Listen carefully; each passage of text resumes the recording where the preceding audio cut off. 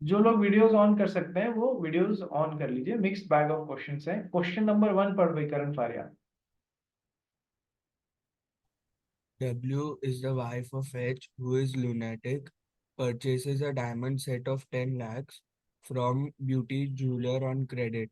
Referring to the provisions of the Indian Contract Act 1872, decide whether the beauty jeweler is entitled to claim the above amount from the property of H. From the property of H. Sir basically कहाँ से आ रहा है ये, कि sir ये आ रहा है, एक तो चैप्टर कॉम्पिटेंसी टू कॉन्ट्रैक्ट से आ रहा है, ठीक है। दूसरा ये आ रहा है सर क्वासी कॉन्ट्रैक्ट से आ रहा है क्या, कि सर क्या माइनर या ल्यूनेटिक्स जो है पर्सन ऑफ अनसाउंड माइंड, क्या वो कॉन्ट्रैक्ट बना सकते हैं कि नहीं सर, कॉन्ट्रैक्ट्स बनाने के में they are incapable to contract. Number 1। Number 2 sir है ना, यदि किसी ने माइनर या ल्यूनेटिक या इनके डिपेंडेंट पर्सन को necessity as to life provide कराया है, necessity as to life provide कराया है मिस्टर एक्स ने इनको, इनको या डिपेंडेंट पर्सन है उनको, तो सर मिस्टर एक्स और उस माइनर या लुनेटिक के बीच में एक क्वासी कॉन्ट्रैक्ट बन जाएगा, जहां पर ये इनकी प्रॉपर्टी में से ये पैसा वसूल सकते हैं।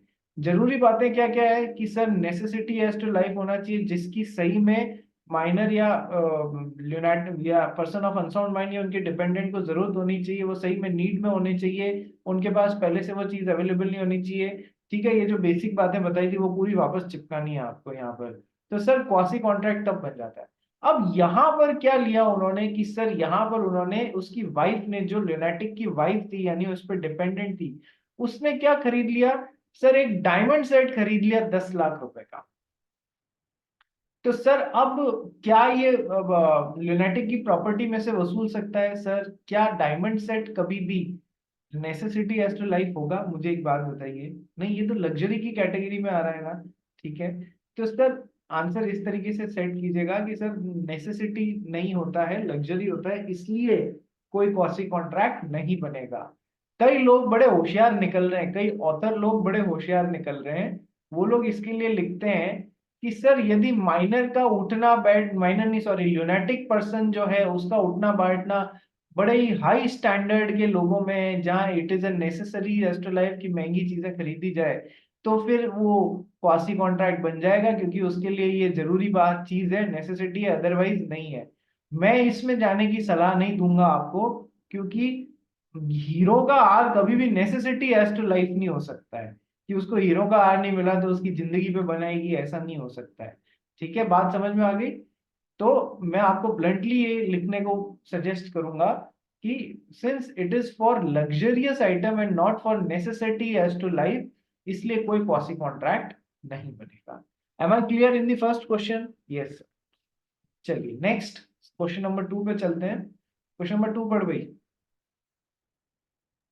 Z rents out his house situated at Mumbai to W for a rent of rupees 10,000 per month, a sum of rupees 5 lakhs, the house tax payable by Z to the municipal corporation being in arrears. His house is advertised for sale by the corporation. W pays the corporation the sum due from Z to avoid legal consequences. Referring to the provisions of the Indian Contract Act 1872, decide whether W is entitled to get reimbursement of the said amount from Z.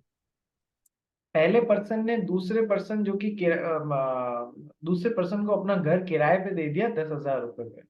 ठीक है sir. अब उस पे municipal taxes बाकी थे, तो बहुत बार मांगा लेकिन ओनर ने पे नहीं किया, तो म्युनिसिपल कॉर्पोरेशन ने उसका हाउस लगा दिया सेल पे। ठीक है, ऑक्शन पे, सेल पे। ठीक है, तो जो किराएदार था उसने कॉर्पोरेशन को पे कर दिया। ठीक है, ताकि है ना वो उसका घर नहीं छिन जाए, वगैरह वगैरह, आगे लीगल कॉन्सिक्वेंसेस रुक जाए। तो इंडियन कॉन्ट्रैक्ट एक्ट के हिसाब से बताइए, क्या वो ओनर से, जो लैंडलॉर्ड है उससे पैसा रिइंबर्समेंट मांग सकता है? सर बिल्कुल मांग सकता है। और कीवर्ड जो यूज होना रहेगा कि sir payment by an interested person, payment by an interested person. किराएदार इंटरेस्टेड पर्सन था या नहीं था? यदि वो घर चला जाता तो उसके इंटरेस्ट हैम्पर हो जाते या नहीं हो जाते? Yes sir. तो payment by an interested person यदि होता है तो क्वासी कॉन्ट्रैक्ट बन जाता है, जहां पर जिसने पेमेंट किया है वो इंटरेस्टेड पार्टी जिसको पेमेंट करना चाहिए था उससे ये वसूलने का ऑटोमेटिकली कॉन्ट्रैक्ट बन जाएगा। नहीं होता ऐसा तो क्या होता? One party would have been unduly benefited at the cost of another party. ठीक है, तो फिर हम तुम्हारा तो क्वासी कॉन्ट्रैक्ट का प्रेमाइस ही यही होता है कि quasi contracts are based on the premise that one party should not be unduly benefited at the cost of another party. तो सर इन दो चीजों पे बेस्ड करके आपको पूरा आंसर फ्रेम करना आएगा। जो भी प्रैक्टिकल क्वेश्चंस है भैया पार्ट 1, 2, 3 में ऑफर कर लिखना। Part 1 provision and analysis along with if there is some case law, तो वो केस लॉ भी मेंशन करोगे। नाम मेंशन करना after just writing one line punch line about that case, जो भी क्वेश्चन से संबंधित है केस लॉ का नाम मेंशन करना है। Facts of the case second point, second part. और थर्ड पॉइंट सर कंक्लूजन। ठीक है, बात समझ में आ गई? बात समझ में आ गई? ठीक है, part 1, 2, 3 payment by an interested party and quasi contract, ये जरूरी एस्पेक्ट है। कोई केस लॉ रिलेट करता है तो वो भी लिखोगे तो नंबर पूरे मिलेंगे। ठीक है, क्वेश्चन नंबर 3 पे चल रही। Ramesh instructed Suresh, a transporter, to send a consignment of apples to Mumbai. After covering half the distance, Suresh found that the apples will perish before reaching Mumbai. He sold the same at half the market price. Ramesh sued Suresh. Will he succeed? देखो, रमेश ने एक transporter है सुरेश, उसको एक apples का consignment लेके भेजा मुंबई को। आधी डिस्टेंस क्रॉस करने पे सुरेश को पता पड़ा कि यार ये तो खराब हो जाएंगे, मुंबई पहुंचने से पहले ही सड़ जाएंगे, तो उसने मार्केट में आधे प्राइस पे बेच दिए। रमेश ने सुरेश के ऊपर केस कर दिया। Will he succeed? सर यहाँ पर क्या है, एक्चुअली में ये वाला क्वेश्चन अब आपको पढ़ना चाहिए कहाँ पर, एजेंसी रिलेशनशिप जहाँ आएगा ना वहां पर पढ़ना चाहिए। प्रिंसिपल एजेंट रिलेशनशिप जब अपन स्पेशल कॉन्ट्रैक्ट्स पढ़ेंगे तो वहां पर आना चाहिए। ठीक है, बट बट सर आंसर के लिए कि sir he is an agent in case of emergency. Emergency situation हो गई या नहीं हो गई? यस सर, ये तो एप्पल रास्ते में ही सड़ जाएंगे। हालांकि एजेंट का सबसे पहला जो ड्यूटी होता है वो ये होता है कि sir in case of an emergency try to contact the principal, try to contact the principal and take guidance from him कि सर माल सड़ने वाला है, क्या करना चाहिए, आप भी बता दीजिए, आपका माल है। लेकिन यदि किसी कारण से कांटेक्ट नहीं हो पाता है तो he is an agent by necessity या agent in case of emergency. तो इमरजेंसी के केस में वो एजेंट बना है। ठीक है, और वो उसकी प्राइमरी ड्यूटी क्या होगी? To reduce the losses of the principal, to reduce the losses of the principal, ये उसकी प्राइमरी ड्यूटी होगी। ठीक है, तो सर अब वो मुंबई तक ले जाता तो एप्पल पूरे ही सड़ जाते, तब तो उसने आधे भाव में बेच के यहाँ पर उसका प्रिंसिपल का लॉस कम किया ना, इसलिए सही है। तो सर प्रिंसिपल उस पर केस नहीं कर सकता है इस चीज के लिए। ठीक है, let's come to next question, question number 4। X and Y were two organizations trading in wheat of popular brand in Uttar Pradesh. X realizes that the wheat business is high yielding. To expand his business, X offered Y a sum of rupees 10 lakhs on the condition that Y shall not sell popular brand wheat in Uttar Pradesh. X failed in making the promise payment to Y. Y filed a suit against X for non-fulfillment of the promise. Is the suit maintainable? Question समझ में आ गया ना आप लोगों को? Situation कि sir दो ही जने थे जो यूपी में पॉपुलर ब्रांड का वीट बेचते थे, मिस्टर एक्स और मिस्टर वाई। एक्स ने वाई को ऑफर दिया कि तू यदि ये पॉपुलर वीट ब्रांड का नहीं बेचेगा तो मैं तेरे को 10 लाख रुपए दूंगा। इसने भी हाँ बोल दिया, दोनों के बीच में एग्रीमेंट बन गया जिससे कि ये बेचना बंद कर दिया। फिर उसने 10 लाख रुपए मांगे वाई ने एक्स से, एक्स ने नहीं दिए। तो क्या अब ये अंडर द कॉन्ट्रैक्ट स्यू कर सकता है मिस्टर एक्स को under the agreement? Sir keywords क्या क्या आएंगे बताइए? क्या क्या चीज पे आंसर बेस्ड होना चाहिए, क्या क्या चीज एग्रीमेंट पे? इन रिस्ट्रेंट ऑफ ट्रेड होगा ना ये तो फिर। Agreement in restraint of trade, जो किसी को काम धंधा करने से रोक रहे हैं, ये बोला है हमारे करण फारिया ने। ठीक है, दक्ष अग्रवाल तू क्या बोलना चाहता है? मैं भी यही बोलना चाहता था। आप भी यही बोलना चाहते थे कि सर ऐसा एग्रीमेंट जो किसी को काम धंधा करने से रोक रहा हो, वो कैसा एग्रीमेंट हो जाता है कि सर वो वॉइड एग्रीमेंट हो जाता है। ठीक है, मेरे पास में इससे और बेटर आंसर है, मेरे पास में इससे और भी बेटर आंसर है। वैसे तो तुम्हारा आंसर गलत नहीं बोलूंगा मैं, लेकिन जब इससे बेटर आंसर है लॉ में प्रोविजंस, तो हमें वो लगाने चाहिए। दक्ष अग्रवाल बोल। सर पब्लिक इंटरेस्ट मोनोपोली, वो आ सकता है। यस, ये बेटर आंसर है कि सर जब दो ही प्लेयर्स थे, ठीक है, तो सर जब एक ये क्या कर रहे हैं, this is an agreement for creation of monopoly, agreement for creation of monopoly. एक ही रह जाएगा तो वो मनमानी बात करेगा या नहीं करेगा? तो agreement for creation of monopoly is against public interest या public policy, agreement against public policy, hence it is a void agreement, इसलिए ये वॉइड एग्रीमेंट होगा। इसलिए ये एग्रीमेंट कोर्ट में एनफोर्सेबल होगा ही नहीं, क्योंकि ये गलत एग्रीमेंट है। अब ये इसको पैसा दिया ही नहीं, तू नहीं बेचेगा तो 10 लाख दूंगा, तो 10 लाख तो दिया ही नहीं। जब 10 लाख दिया ही नहीं, जब 10 लाख दिया ही नहीं, तो इसने एनफोर्स कराने की कोशिश की। तो सर क्या वॉइड एग्रीमेंट कभी कोर्ट में एनफोर्स कराए जा सकते हैं? सर वॉइड का मतलब ही है कि नहीं, जो कोर्ट में एनफोर्सेबल, जो लॉ में एनफोर्सेबल नहीं हो। तो सर अब ये 10 लाख रुपए नहीं वसूल सकता, क्योंकि ये खोटा एग्रीमेंट था, वॉइड एग्रीमेंट था। क्यों वॉइड एग्रीमेंट था? It is an agreement for creation of monopoly, hence it is against public policy, hence it is a void agreement. बात समझ में आ गई? इस तरीके से लॉजिकली आंसर करना। Next question number 5। A in Mumbai bets with B and loses. A applies to C for a loan in order to pay B. C gives the loan to A to enable him to pay B. Can C recover the amount of loan from A? Would it make any difference if this transaction takes place in Hyderabad? बताओ भाई, तुम लोग बताओ इस question का answer क्या होना चाहिए। पहले क्वेश्चन पढ़ लो, नीम मुरार का क्वेश्चन पढ़ और बता। सर इसका सर होना चाहिए, कवर कर सकता है वो लोन अच्छा अंडर दोनों। कंडीशन के अंदर। वापस बोल। वो कवर कर सकता है सर लोन अमाउंट सब जनों अंडर। को एक बार, सब जनों को क्वेश्चन समझ में आ जाए, इसलिए मैं क्वेश्चन को वापस समझाता हूं हमको, फिर आंसर डिस्कस करते हैं। मिस्टर ए ने बी के साथ में बेटिंग लगाया, ठीक है, कि कल ऐसा होएगा तो मैं आपको 1 लाख रुपए दूंगा, नहीं होगा तो आप मुझे 1 लाख रुपए दे देना। एक तरीके का बेटिंग एग्रीमेंट बनाया, जिसको हम वेजरिंग एग्रीमेंट भी बोलते हैं। ठीक है सर, अब ए को पैसे चुकाने की जरूरत आ गई सही में, तो इसने क्या किया, लोन लिया सी से कि मुझे इसमें पैसे चुकाने हैं इस वाले एग्रीमेंट में, इसलिए आप मुझे उधार दीजिए, मैं आपको बाद में चुका दूंगा। तो 1 लाख रुपए का उधार ले लिया इससे, 1 लाख रुपए का उधार ले लिया। तो अब क्वेश्चन पूछ रहा है कि सर क्या सी ये लोन जो है 1 लाख रुपए का वापस ए से रिकवर कर सकता है अंडर दिस कॉन्ट्रैक्ट?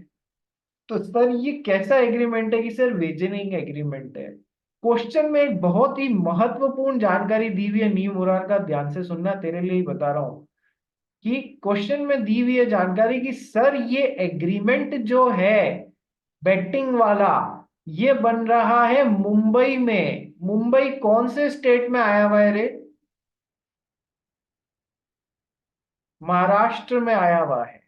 ठीक है, तो अपन ने क्या पढ़ा था वेजरिंग एग्रीमेंट वाले चैप्टर में कि सर वेजरिंग एग्रीमेंट वैसे तो क्या होते हैं कि सर वॉइड एग्रीमेंट्स होते हैं, लेकिन यदि wagering agreements are made in the state of Maharashtra और गुजरात, इनको स्पेसिफिकली क्या बताया गया है कि सर महाराष्ट्र और गुजरात में वेजरिंग एग्रीमेंट्स को एक कदम आगे बढ़ के और इलीगल एग्रीमेंट्स घोषित कर दिया गया है। पढ़ाया था या नहीं पढ़ाया था नीम मुरार का?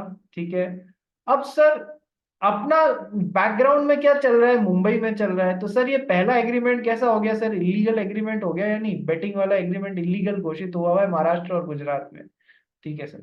तो सर इलीगल एग्रीमेंट के पैरेलल एग्रीमेंट भी इलीगल होगा, ये अपन ने वहां पढ़ा था।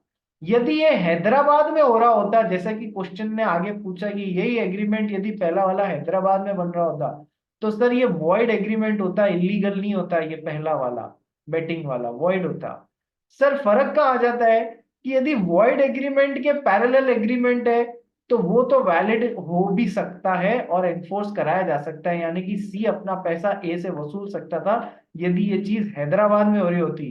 ठीक है, लेकिन ये चीज महाराष्ट्र गुजरात में से एक जगह हो रही है, तो इलीगल एग्रीमेंट हो गया ये। इलीगल एग्रीमेंट के पैरेलल एग्रीमेंट भी इलीगल एग्रीमेंट हो गया ये। तो क्या ये एनफोर्स कराया जा सकता है इन मुंबई, महाराष्ट्र एंड गुजरात? नहीं सर।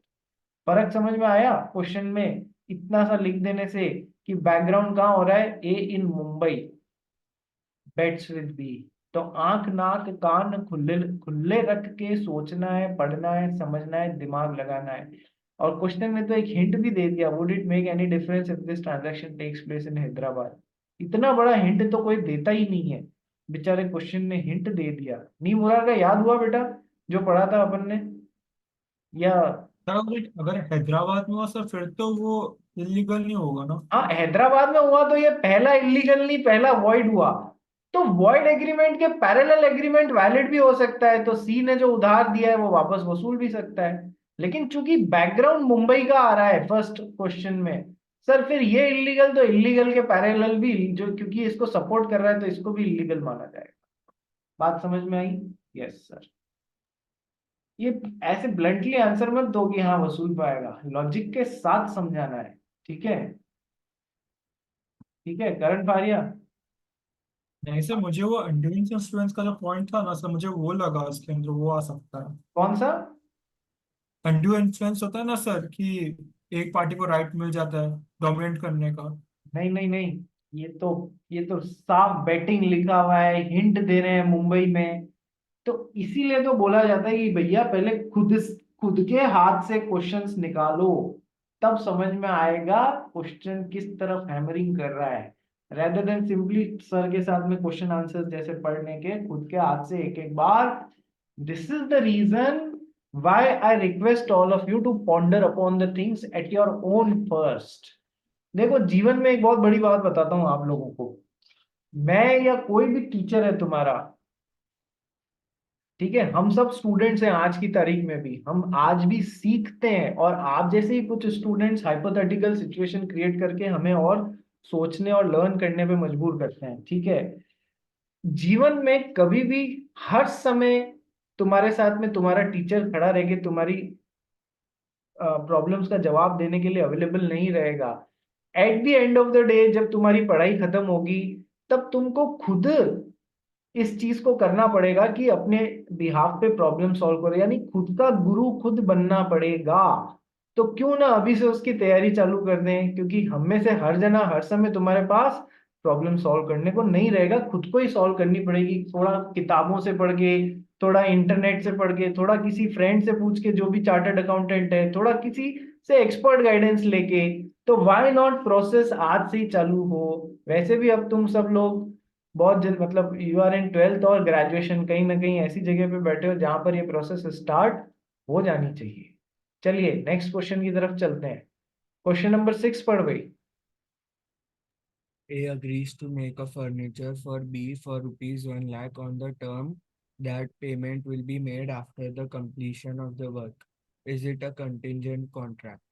ए और बी आपस में एग्रीमेंट बनाते हैं। ए बोलता है कि मैं आपके लिए फर्नीचर बनाऊंगा, बी बोलता है मैं फर्नीचर बनाने के लिए 1 लाख रुपए दूंगा। बस बात एक ही है कि मैं पूरा पेमेंट तब करूंगा 1 लाख रुपए का जब फर्नीचर तैयार हो जाएगा, कंप्लीशन के बाद में करूंगा। तो क्या ये कंटिंजेंट कॉन्ट्रैक्ट है, डिपेंडेंट कॉन्ट्रैक्ट है, कि ऐसा डिपेंडेंट है क्या, कि ऐसा बोल सकते हैं क्या अपन कि चूंकि बी के द्वारा पेमेंट 1 लाख रुपए का is dependent upon priorly making of furniture by, so it is a contingent contract. Can we say that? No sir, contingent contract नहीं है ये, कल ही पढ़ाया था ये तो मैंने आपको, ये रेसिप्रोकल प्रोमिसेस हैं। रेसिप्रोकल प्रोमिसेस हैं ये। ठीक है, मैं तेरे लिए फर्नीचर बनाऊंगा और मैं जब फर्नीचर बन जाएगा तब तुझे 1 लाख रुपए दूंगा।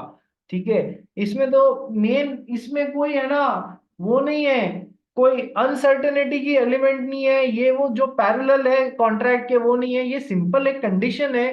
ठीक है, जो कि कॉन्ट्रैक्ट का ही हिस्सा है, कोई पैरेलल इवेंट नहीं हो रहा है। ये रेसिप्रोकल प्रॉमिस है। कैसा रेसिप्रोकल प्रॉमिस है?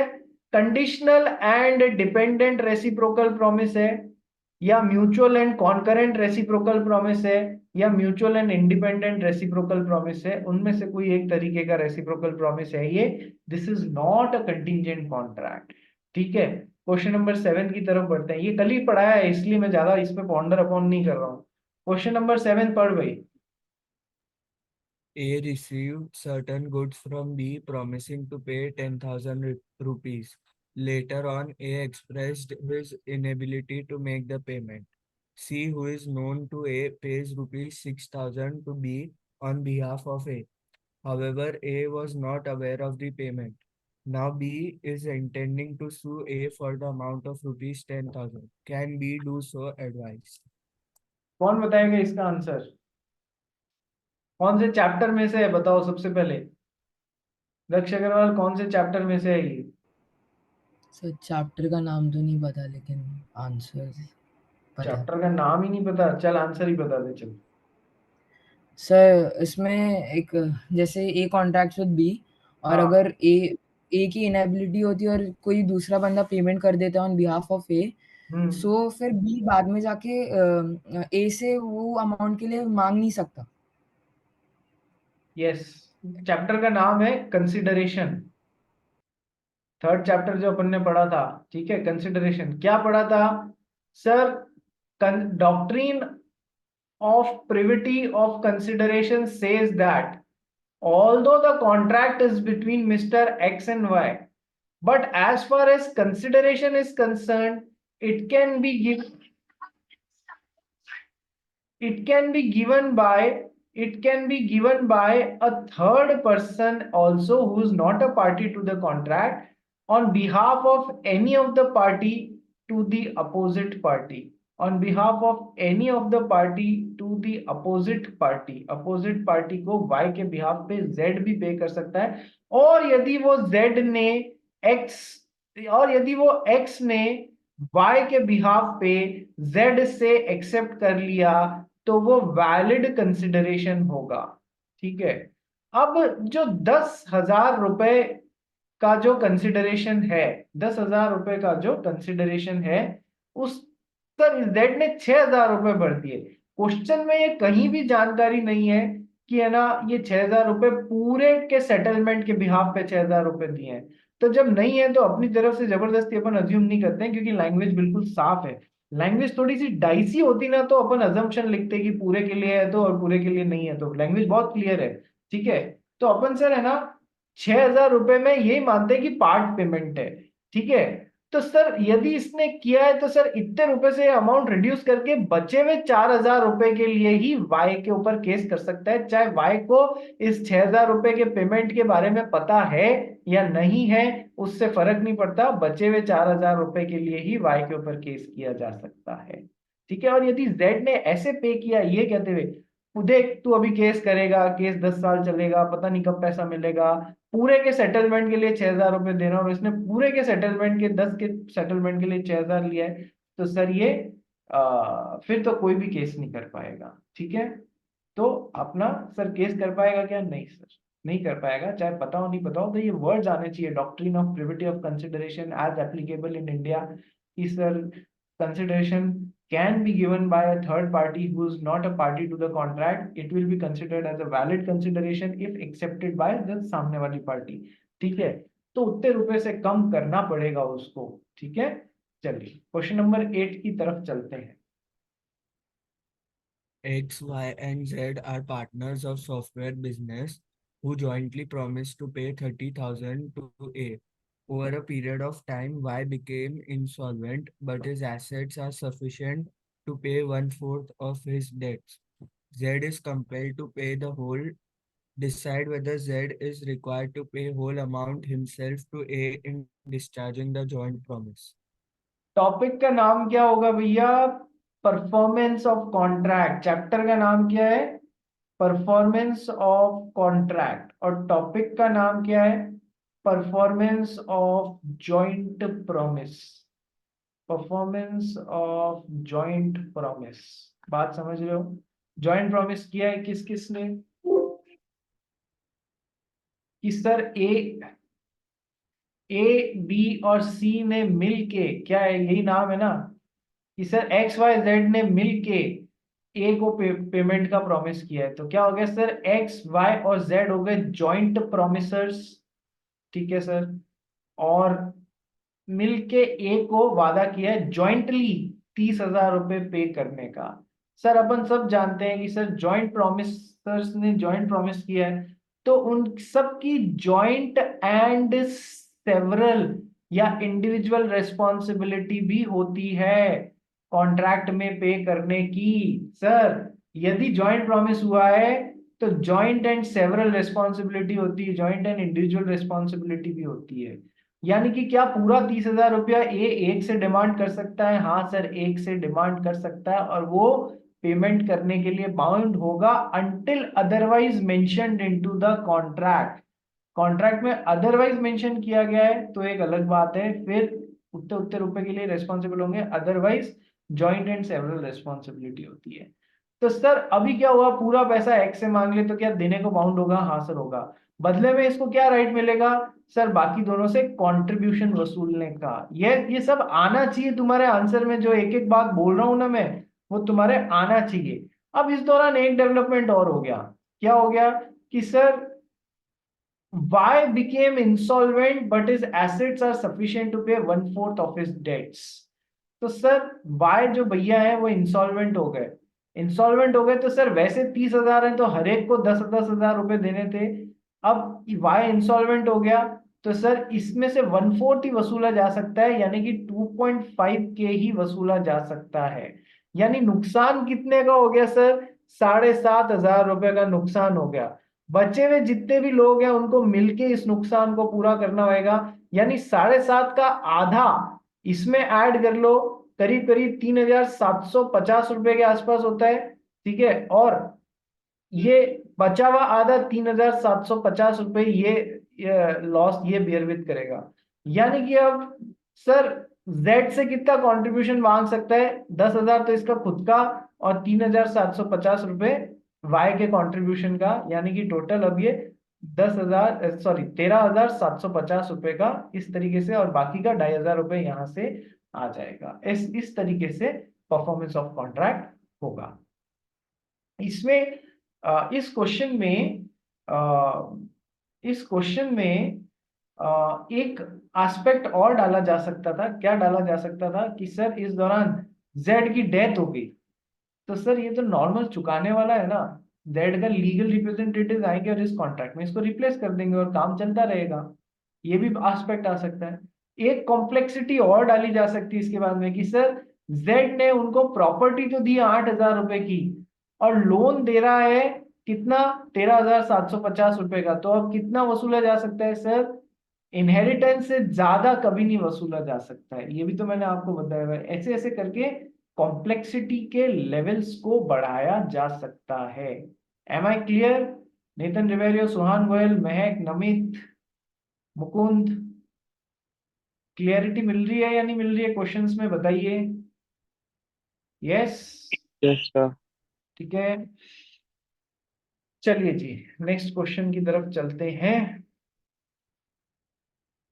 Question number 9। एक मिनट, अभी काफी बाकी है, आज का दिन तो इसी में लग जाएगा। Question number 9।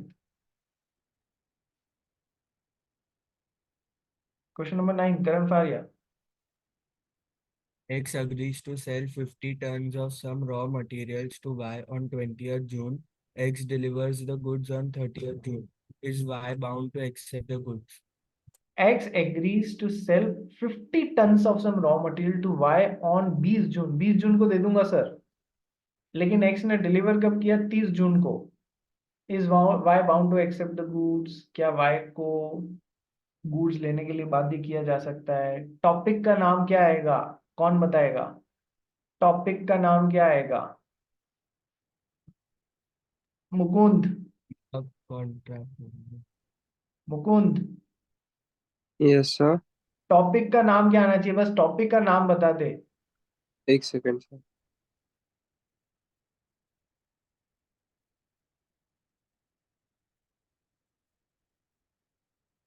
सर मेरे को नहीं पता, सॉरी सर। मुकुंद ऐसे कैसे रे, इतना इतना इजी, इतना इजी, एक लाइन का क्वेश्चन है, ऐसे मत कर यार, सोच दिमाग लगा, गलत जवाब दे पर दे। वो कह रहा है 20 जून को देने का वादा किया, दे रहा 30 जून को है, तो क्या सामने वाले आदमी को बाध्य किया जा सकता है उसकी डिलीवरी लेने को?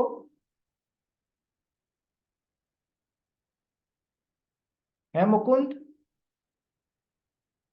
मेरे को ध्यान नहीं सर, मेरे को एक बार रिवाइज करना पड़ेगा वो।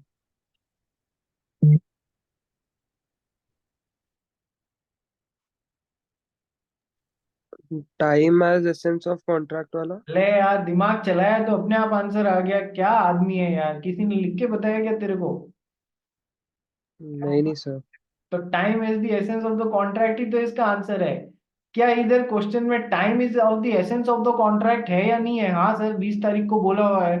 फिर आप दे रहे हो 30 तारीख को, तो क्या उसको बाइंड कर सकते हो? नहीं, तेरे को 30 को लेना पड़ेगा, हम भले ही 10 दिन से लेट हो गए। तो सर बिल्कुल नहीं, टॉपिक का नाम आएगा time as the essence of the contract है। तो यदि आप लेट डिलीवरी कर रहे हो, तो सर कॉन्ट्रैक्ट कैसा हो जाएगा? वॉइडेबल कॉन्ट्रैक्ट हो जाएगा। वो चाहे तो लेट डिलीवरी को एक्सेप्ट करे, चाहे तो लेट डिलीवरी को रिजेक्ट कर सकता है। एक्सेप्ट भी कर सकता है, रिजेक्ट भी कर सकता है, आप बाइंड नहीं कर सकते हो कि यार आपको एक्सेप्ट करना ही है।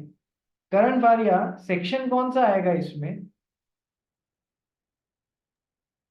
55। 55 के पैरा कौन सा आएंगे? Para 1 and 3। Very right, very nice, good. चलिए नेक्स्ट, क्वेश्चन नंबर 10 पढ़ो भाई। A sells 500 quintals of rice to B and B promises to pay the price on delivery. What is the name of promise in this case?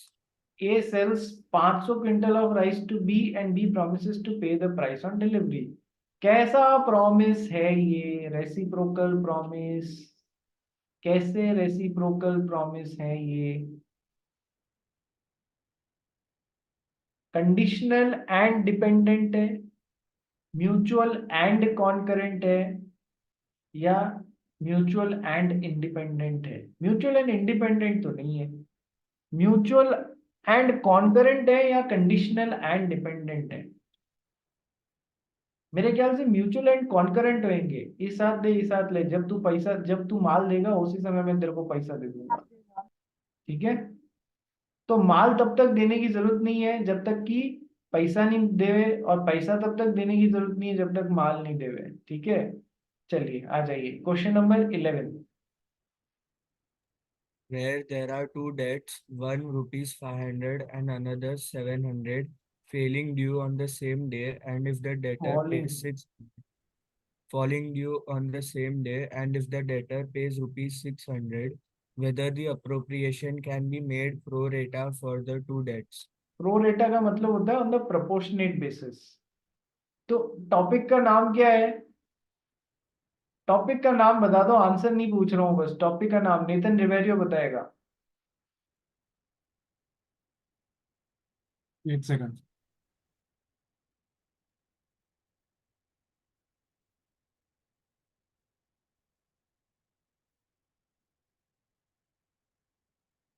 अरे कहाँ चले गए रिवेरियो? Sir question बढ़ रहा।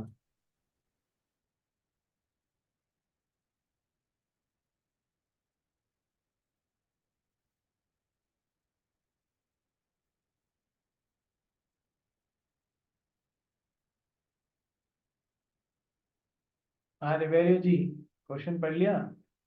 हाँ सर। बताइए सर हो टॉप। सकता है प्योरेटा। हम्म, प्रोरेटा का मींस प्योरेटा हो। प्रोरेटा का मतलब होता है प्रोपोर्शनेट बेसिस पे। हाँ सर होएगा। नहीं नहीं, टॉपिक का नाम बता क्या है? टॉपिक का नाम ने टॉपिक का नाम, चल चैप्टर का नाम बता दे।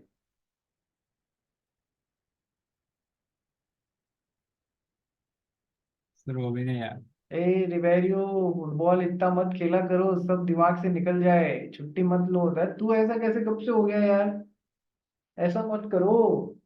पास होना है फर्स्ट हिट में अपन सब जनों को। दक्ष अग्रवाल बोल।